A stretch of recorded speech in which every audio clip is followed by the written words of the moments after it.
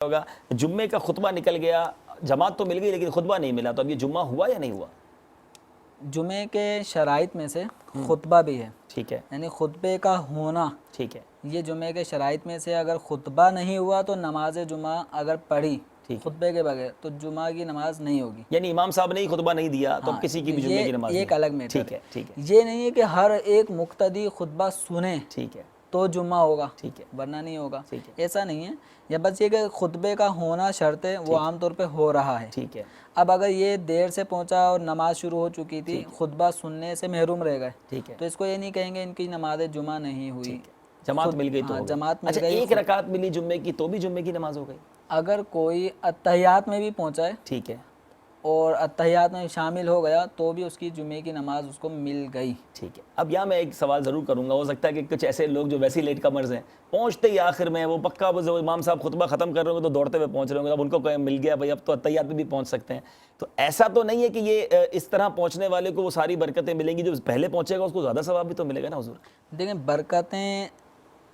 تو ملنی ہیں، ہمیں حکم یہ ہے اذا نودی للصلاۃ من یوم الجمعۃ فاسعوا الی ذکر اللہ وذروا البیع، کہ جب جمعے کے دن پکار ہو یعنی اذان جمعے کے دن جب ہو جائے،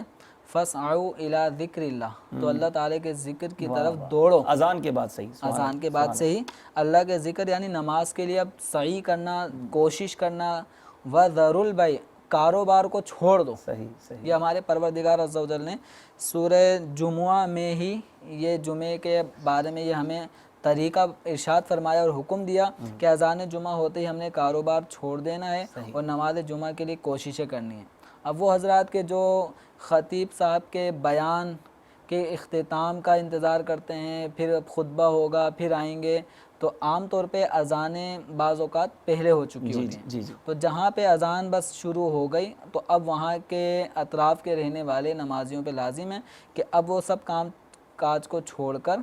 اب نماز کے لیے مسجد میں آ جائیں۔ صحیح صحیح، اب تاخیر نہ کریں، بلکہ وہ ہے نا کہ وہ خطبہ ختم ہو جائے تو پھر بلکہ خطبہ شروع ہو جائے تو وہ رجسٹر بھی بند ہو جاتا ہے، جو فرشتے نام لکھ رہے ہوتے ہیں جمعے میں آنے والوں کے، تو ہمارا تو اب فرشتوں کے رجسٹر میں بھی نام نہ جائے، بلکہ ایسی بھی روایت ملتی ہے سب سے پہلے آنے والے کو اونٹ صدقہ کرنے کا ثواب، پھر آنے والے کو گائے کا صدقہ، پھر بکری کا صدقہ، پھر مرغی، پھر انڈے کے صدقے کی بھی مثال دی گئی کہ اتنا فضیلت کم ہوتی چلی جائے گی، اور ہم سب سے آخر میں جائیں۔ کئی نمازیوں کو دیکھا گیا پیارے اسلام بالکل لاسٹ مومنٹ پہ، ہر ہفتے یہ معمول ہے ہم کب مسجد میں پہلے جائیں گے، اور پھر جانا بھی لاسٹ مومنٹ پہ اور دو فرض پڑھ کے سب سے پہلے نکلنا بھی ہے، دعا میں بھی شامل نہیں ہوتے، دعا میں بھی شامل نہیں، یہ بے چینی نہیں ہونی چاہیے۔ وہ روایت مجھے یاد آ رہی ہے کہ مومن کی مثال ایسی ہے، پانی کے اندر جس طرح مچھلی ہوتی ہے اس طرح وہ مسجد کے اندر ہوتا ہے۔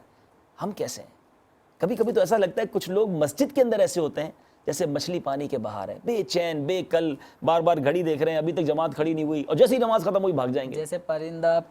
پنجرے میں۔ استغفر اللہ، ہمارا تو دل لگنا چاہیے، ہمیں تو قرار ہونا چاہیے مسجد کے اندر، مزہ آنا چاہیے کہ اللہ کے گھر میں موجود ہوں، سبحان اللہ، تو وقت گزاریے مسجد میں اور اپنا دل لگائیے اللہ کے گھر میں۔